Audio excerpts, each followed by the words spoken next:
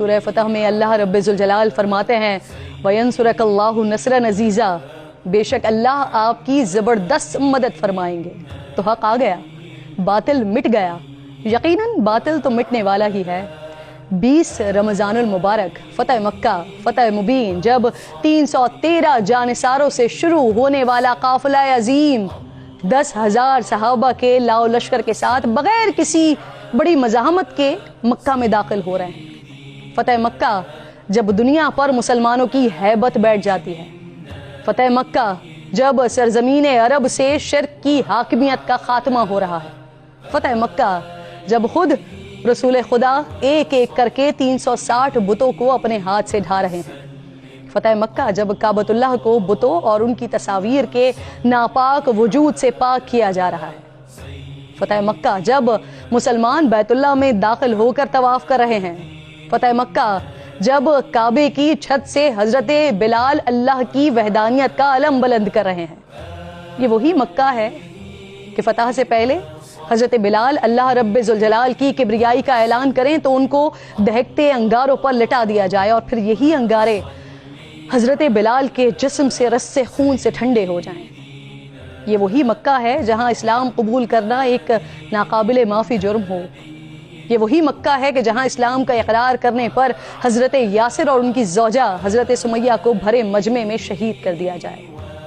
یہ وہی مکہ ہے جہاں رحمت للعالمین کی سچائی کو جھٹلا دیا جائے، دوران عبادت آپ پر اونٹ کی گندی اوجڑی ڈالی جائے، جہاں شیب بن ابی طالب میں آپ صحابہ کی مختصر جماعت کے ساتھ محاصرے میں رہیں۔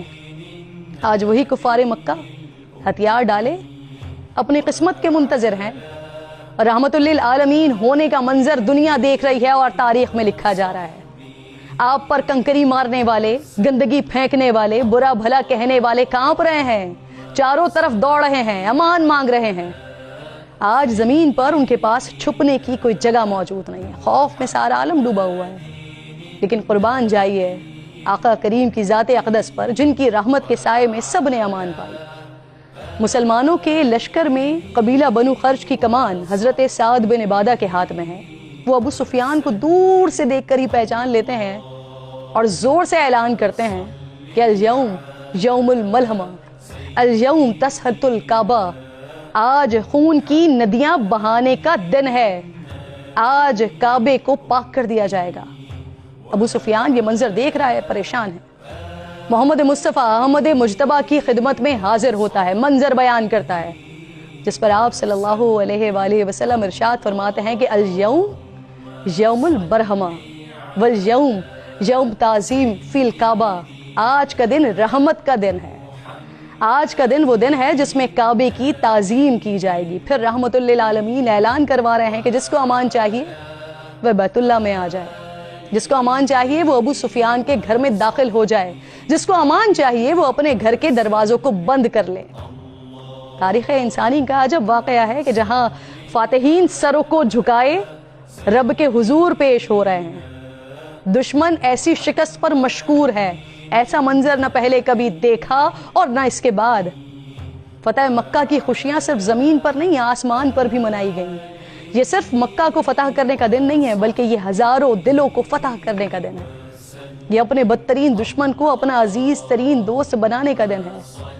یہ اللہ کے لیے کی جانے والی دشمنی کو اللہ کے لیے کی جانے والی محبت میں بدلنے کا دن ہے۔ آج ذرا سی طاقت ملنے پر بدمست ہو جانے والوں کے لیے سیکھنے کا دن ہے۔ سیاست ہو یا ریاست ہو، ترجیح گلے لگانے کے بجائے انجام تک پہنچانے کی خواہش رکھنے والوں کے لیے نصیحت کا دن ہے۔ معاشرے کو تقسیم کرنے والوں کے لیے عبرت کا دن ہے۔ معافی اور عفو و درگزر کی راہ کو اپنانے کا دن ہے۔ لوگوں کو نہیں بلکہ ان کے دل و دماغ کو جیتنے کا دن ہے۔